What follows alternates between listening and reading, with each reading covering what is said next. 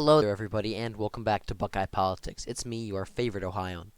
So today, after the elections in Virginia and New Jersey, we are going to be discussing the winning strategy for the Republican Party in 2022 and beyond, and it is dinner/kitchen table issues. So, the definition of dinner or kitchen table issues are types of issues that affect people on an everyday basis, or issues that really affect your everyday person, that matter to your everyday person.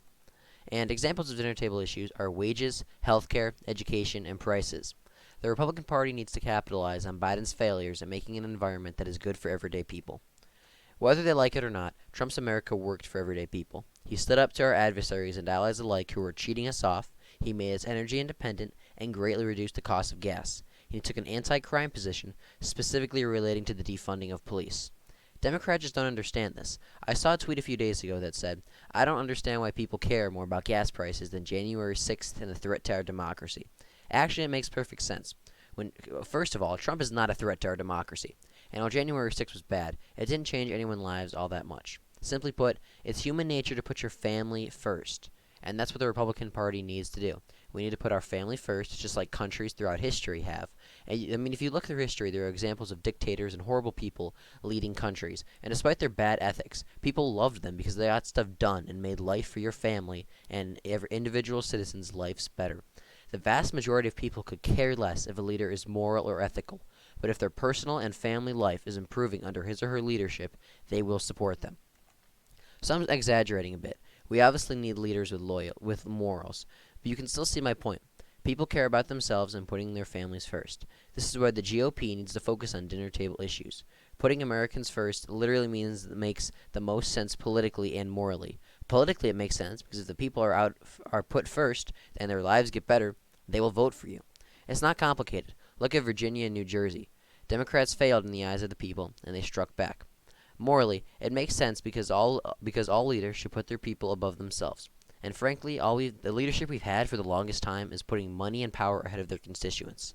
So many people out there, especially neocons and establishment Republicans, are going to be completely opposed to this idea of kitchen table issues and populist Republican Party. They're going to continue to run on the corporate tax cuts and ending Obamacare, and ironically, many of these same people will simp for Ronald Reagan. Ronald Reagan, despite his flaws, understood kitchen table issues. And as a matter of fact, Reagan's entire 1980 campaign was based on kitchen table issues caused by Jimmy Carter. In 1980, inflation and the national debt were on the rise. People were struggling to make ends meet. Reagan challenged Carter over this in the final debate, and it effectively won him the election. Ronald Reagan made a direct call to everyday working-class people in his closing remarks, and they went like this. When you make that decision, it might be well if you would ask yourself, are you better off than you were 4 years ago? Is it easier for you to go and buy things in the stores than it was 4 years ago? Is there more or less unemployment in the country than there was 4 years ago? Is America as respected throughout the world as it was? Do you feel that our security is as safe, that we're as strong as we were 4 years ago? And if you answer all of those questions yes, why then I think your choice is very obvious as to who you'll vote for. If you don't agree, if you don't think that this course that we've been on for the last 4 years is what you would like to see us follow for the next 4, then I could suggest another choice that you have. Tell me the same statement and rhetoric couldn't be applied to 2022 and 2024. We have skyrocketing inflation. Gas prices have soared.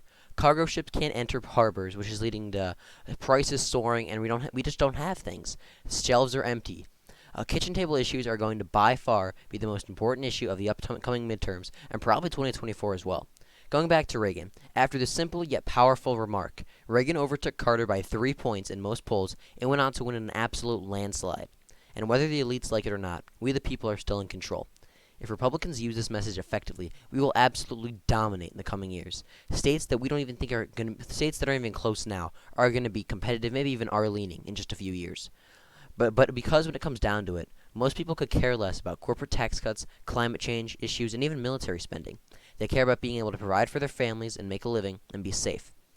This all begs the question, what specific issues can we run on? First of all, we've seen from Virginia how much suburbanites care about education and crime. These are two issues that affect everyday people. Republicans need to gain ground back in the suburbs of America if they want to continue to win and have a chance at winning in future elections. It's a well-known fact that if the Republican Party gets 2012 suburban margins with 2020 rural margins, they would be absolutely unstoppable. If we can take what we learned from Glenn Youngkin and use it effectively, there is no reason we can't absolutely dominate in both rural and suburban areas. Most parents, even center-left ones, really don't want to see their kids seeing everything through the lens of race. We saw this in Glenn Youngkin's victory in Virginia. Thousands of suburbanites and independents swapped to support Glenn Youngkin as he opposed what was happening in Loudoun County and Nova schools. Because of this, Youngkin outperformed Trump by 10 points in Loudoun County. Youngkin outperformed Trump by 9 points in Virginia Beach, and Youngkin outperformed Trump by 10 points in Richmond and its suburbs. These are absolutely crazy margins and trends, and it shows how much people care about their kids' education, and how it's a winning issue for the GOP. The second issue is immigration. We need to tell the working class how much they are being hurt by immigration. Wages have gone down, crime is up, etc. But by showing people the harm immigration surges are causing, we can easily win more working class voters to our side. Thousands of people are crossing the border, and they are not being documented or screened. Now, this is a recipe for disaster, because it's well known that if you import the third world, you become the third world. I live in working class Ohio. I literally see the destruction of the Rust Belt and America's middle class every day. The fact so many people are disenfranchised and don't feel represented is a huge issue. If Republicans can really translate their message on being a party of the working class, we can easily win even more blue-collar workers. Being anti-immigration is not as unpopular take with minorities as you might think, as even Hispanics seem to be opposed to immigration, as seen in Trump's massive improvements with Hispanics on the Texas border and South Florida. So in conclusion, in order for the Republican Party to recreate a night similar to the one we saw a few years ago, they need to continue to go populist and work to support the working man. It is a winning strategy both electorally and morally. And I think it's time we return morality to politics and put the American people first.